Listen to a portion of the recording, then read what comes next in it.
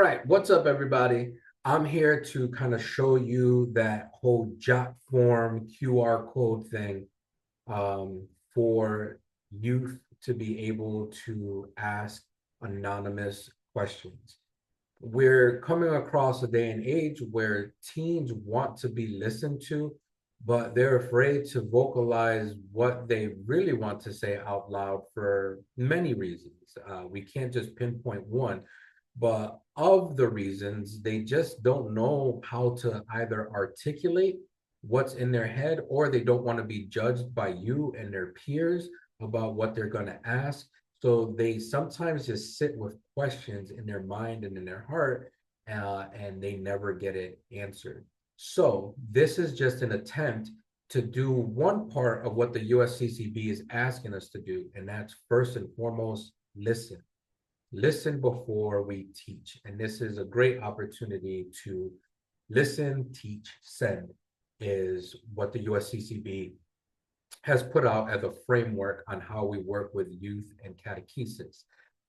This is just a tool. I'm not saying that you need to use it. It's just very beneficial to your teens, for your teens, so that they can actually get those questions out of their head and give you an opportunity to kind of dive into what those questions are and what they mean. Now, I'm going to share my screen. If you choose not to use the technology component, you could just create for yourself a box or some sort of place where they can write questions and submit them. Okay. That is okay, as long as two things are are at least communicated to them. Number one, that it is anonymous, and number two, this is for your questions, not comments, not complaints, not anything else, just their questions. Let them know it's anonymous. Let them know it's for questions. Okay. So if you choose not to use technology, by all means, use a box, but protect that box. Okay. You don't want other teens creeping up next to somebody as they're writing a question and then opening up that box, pulling out the question and being like, so and so asked a question. You don't want that. So just make sure that you're keeping it with you, and that it is a safe place for them to share. But this tutorial is for individuals that want to use the Jot form. I'm going to go ahead and share my screen, and we're going to kind of start this from scratch a little bit. So let's go ahead and let's see how this works. Okay. All right. So first, I am going to share this screen, and we're going to start from here. Okay. So here we are. You're going to open up whatever browser you use. Okay. I am using Chrome. Many have different browsers that they use. Whatever you use to open up your Gmails, emails, search the web, do that. Okay.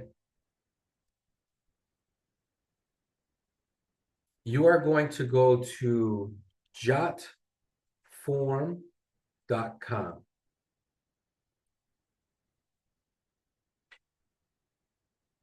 Now, I already have one that's logged in, okay? But I'm gonna log out just so that you can see what it looks like to set up your own.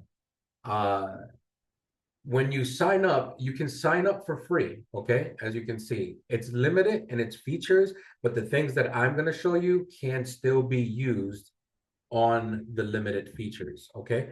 So you sign up for free, and you can sign up automatically via your Gmail, your Microsoft account, whether it be Outlook or any other Microsoft account.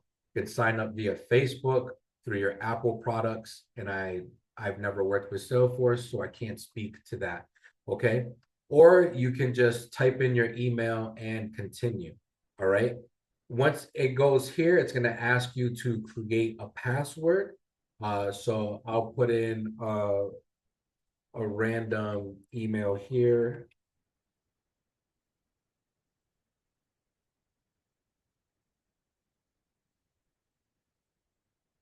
don't know if people still use Hotmail, but here it is. And you will put your name, you will type your password, you will confirm said password, you will click agree, and then sign up. Okay, once you do that, you have yourself a free version of JotForm. In case you're wondering, no, I don't get commission from JotForm. I'm not gonna give you a code that you can use that would indicate that I pointed you towards JotForm. It's a free site. Uh, you can use it, not use it, but there's no benefits to me. I am just using it as a tutorial because it is what I use. There are different platforms out there that can do the same thing. If you find one that's a little bit more user friendly, by all means, use what you need to use. This is the one platform that I happen to use and comfortable with. Therefore, I'm going to show you via this. I already have an account, like I mentioned. You're going to go over to this create form. You're going to click on create form. You can do all of these if you choose. I'm going to simply suggest don't worry about it unless you really want to explore. For our training purposes, we're just going to go to start from scratch. You're going to click that. Here, the options are simple. This looks more like a permission form. This looks like an index card. That's really the only real thing. This one kind of fits the bill of a question type format. So I use this one. Here's the card form.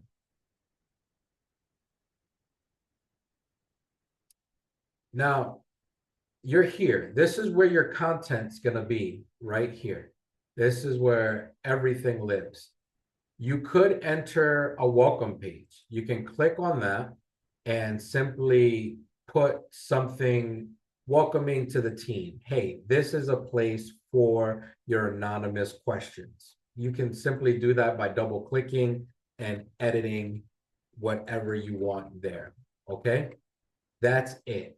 And then here it tells you at the welcome screen how many questions you're asking. For this one, you're just going to ask one simple question. So once they see that, they're like, okay, ooh, it's not a quiz. But make this whatever you want. Don't worry about this start. This is for the individuals that are going to be doing this job form. Okay. So we're going to come here. This is asking you to drag your first question from the left. That's this, the element. Okay, you're going to click that pulsating little plus sign, and you'll see that there's more options. You obviously don't want to ask anything that's going to reveal who they are because you want it to be anonymous. Okay, but this is what you want. You want this to just be a long text. Drag it over and drop it. Okay. Now here, what I normally do is just give them a prompt, and I would put in, I have a question about ... and then have them write that question right here. This wheel or this gear is important if you want it to be a part of this process, that this is a required field. This right here becomes required. What I mean by this is if you require this field, then people won't just submit blank. They have to. Once it's required, they have to put something here. So in order to make it required, you click on properties. You're going to scroll down to where it says required, and you're just going to click it.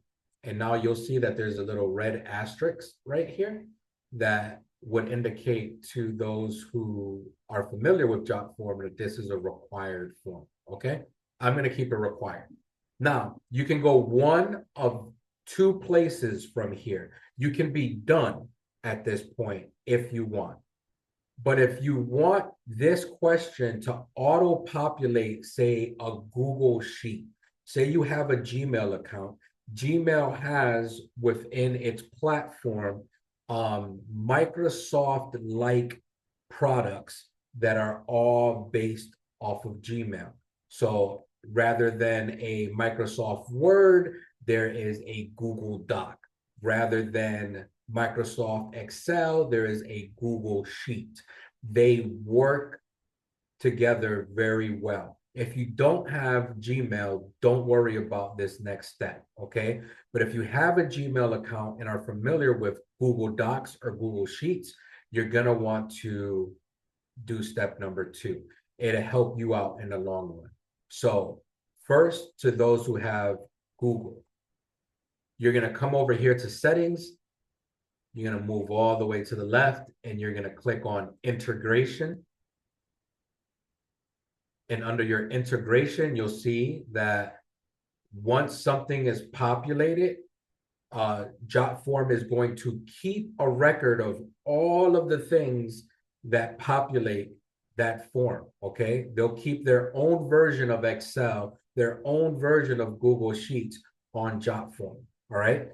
What this integration does is it communicates to whatever you integrate it into that something has been filled out. So it comes over real time, okay? So if you click on Google Sheets, as somebody types in a question or text a question, if you have your Google Sheet open, you will see that question come in once they hit submit, real time. So if you want to answer questions and you want to see what's coming in real time, great feature, awesome feature. If you're going to come back to JotForm and read them when the night is over, just to prepare the next, prepare for the next class, then don't worry about this next step. But this is simply if you want this real-time feature. And all you're gonna do is literally click on Google Sheets, and then you're gonna say, create a new spreadsheet, click next. It's gonna verify your Gmail, right? And then you're gonna add the action. And then here, it'll tell you exactly what's going to populate over. Being that it's only one question, that's all it's going to send. And it will send to the existing submission. So even if you were to use this day in, day out for the whole year, it will automatically populate as people submit. You click save, and voila, it's done. Okay.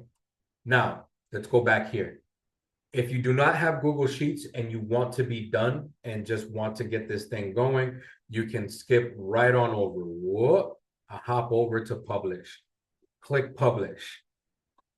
You can either change this numeric code. It's not going to matter. But if you're like me and want things to look good, you can click the pencil and type in your own thing. Okay. I can go in here and call it whatever I want. And then click apply.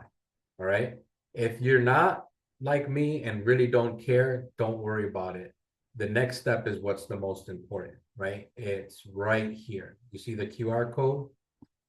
This is the QR code that is going to be projected on a screen at some point in time. You can do that by simply just clicking. Here's the QR code that it created for you, and you click download. Now, once you click download on Google Chrome, you'll see the indication that it's downloading over here. Usually, whenever you download, regardless of browser, it's going to go into the default folder in which your computer puts downloaded objects. That can either be documents, or it can be pictures, or it can be the download folder. 9 out of 10 times, if you have a Windows product, it's going to go right into a download folder. Okay, so here you click on a folder, and I'll bring this screen over so you know what I'm looking at.